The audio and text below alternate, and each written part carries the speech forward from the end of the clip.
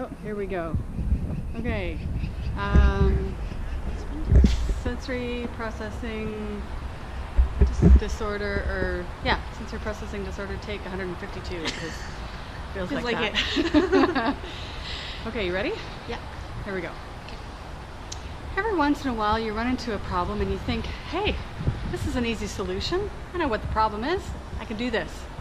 We run into that all the time because as child and youth care workers, we run into what we refer to as behavioral issues every day, all day long.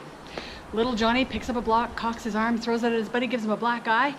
We know that's a behavioral issue, but the question is, why? Why is little Johnny acting like that? If we don't figure out why, likely he's going to go through his whole adolescence being labeled a bad kid. He's not a bad kid.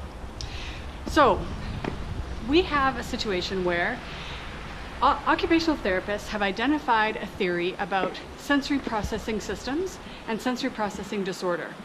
But pediatricians are reluctant to diagnose it as a disorder, more so because there's not a clear line to therapy, and the therapy isn't proven yet according to the pediatricians.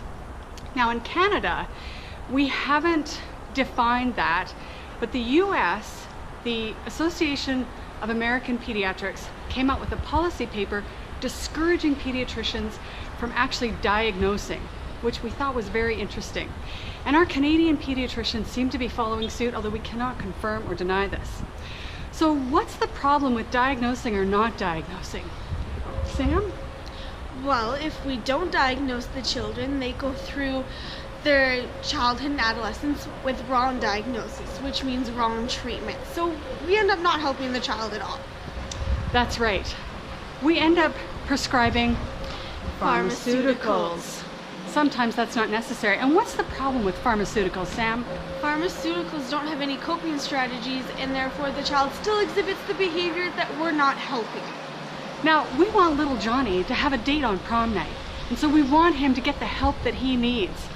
We have something that was developed in the late 80s called the CRC, the Convention on the Rights of the Child. Yes, kids have rights. Crazy. Shocking, we know. So with this, Article 24 states that kids have the right to medical treatment. They have the right to know what's going on with their medical treatment. And we kind of sort of extend that to being, they have the right to a proper diagnosis. And proper treatment. And proper treatment, that's right.